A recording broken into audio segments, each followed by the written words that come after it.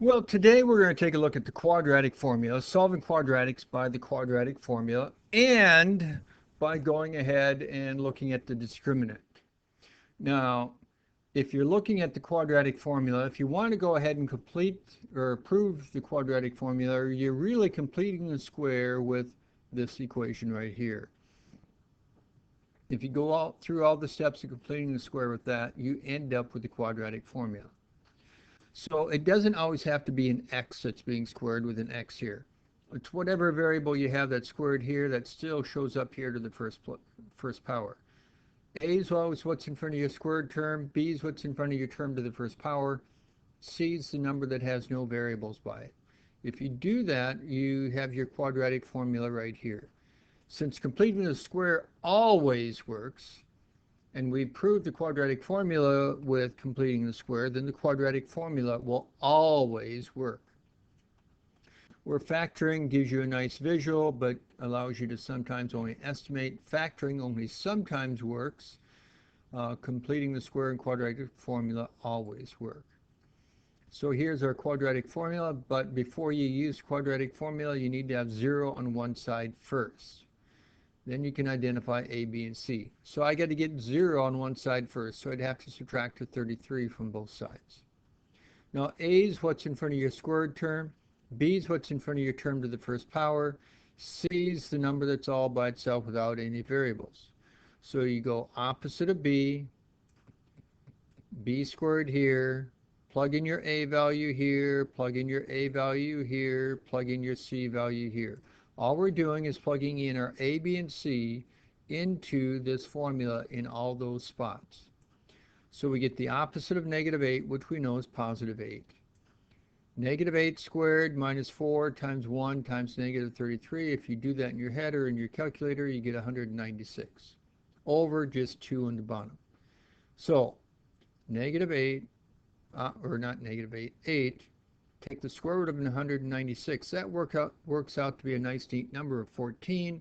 All we'd have to do now, since we have nice neat numbers, is go ahead and go 8 plus 14 over 2, which gives us 11, and 8 minus 14 over 2, which gives us negative 3. So we end up getting what we would refer to as 2 rational, because these two numbers, we get 2 of them, can be written as fractions if needed. That's what rational means.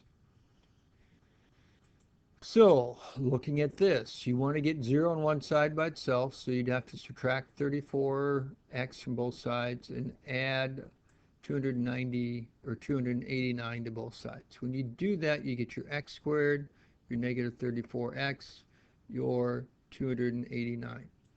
Now, could I have taken my a squared to the other side? Yes. Or I mean my x squared to the other side? Yes. But I wanted it on the side where my squared was already positive. That's just a personal preference. It doesn't make a difference. So then I can identify my A, which is in front of my squared term, my B, which is in front of my term to the first power, and my C. Now, if I had subtracted my x squared to the other side, all my A, B, and C would have been opposite. All the signs would have been flipped. You still would have ended up getting the same answers in the end. It would not make a difference. So we're going to plug stuff into our quadratic formula. Opposite of B plus or minus square root of B squared minus 4 times A times C over 2 times A. Opposite of negative 34. Take what's inside of my root, type it into my calculator all at once, and I get 0. Still over 2, because it's really 2 times 1, which is 2. Square root of 0, you know, is 0. Adding or subtracting 0 doesn't change it, so it's 34 over 2, which you know is just 17. So we get just normal 17, so we get one rational root. Rational because it could be written as a fraction if we wanted it to. Here, identify A, B, and C, plug stuff into our quadratic formula. Opposite of B plus or minus square root of B squared minus 4 times A times C over 2 times A. 2 times 1 doesn't change it. Take what's inside of your root, work that out in your head. It'd be 36 minus 8, so we get 28. The square root of 28, you remember that 28 is a 4 times a 7. So that square root of that 4 we could pull out in front as a 2.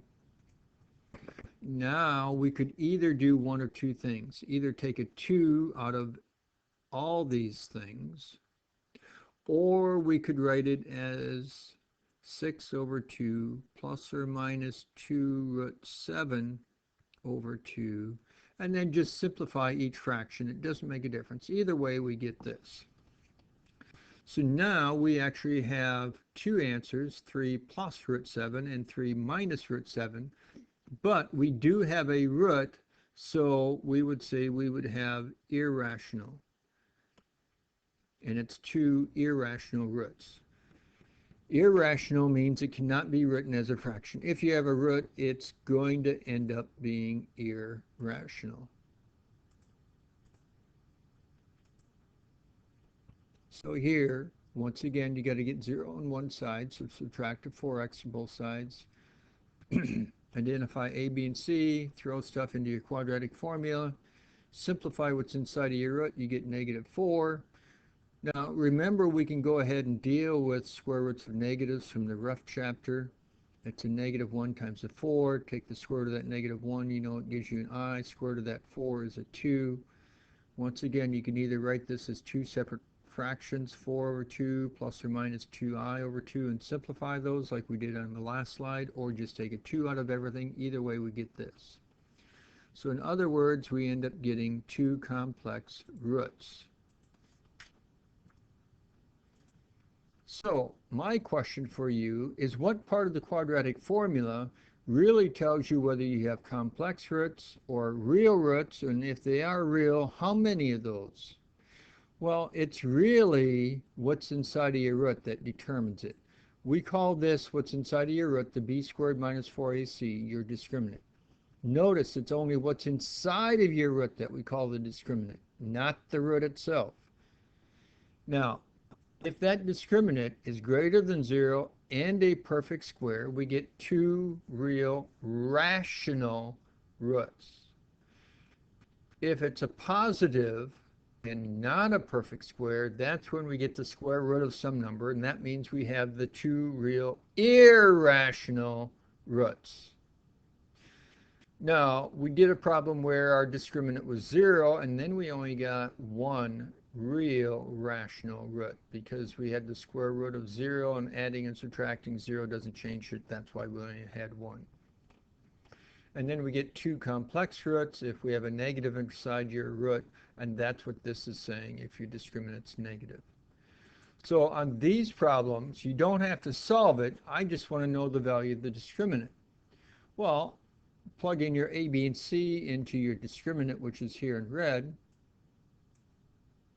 and we get 0. So we get one real rational root. Take your a, b, and c, plug it into your discriminant, and you get negative 11. Well, that means you'd have, because it's negative, you'd have two complex roots. And now our last two problems. By the way, if it was not set equal to 0, you'd have to get it set equal to 0 before you identified your a, b, and c. Plug your a, b, and c into your discriminant, and in this case we get 64, which is positive, and it's a perfect square, so that means we get two rational roots.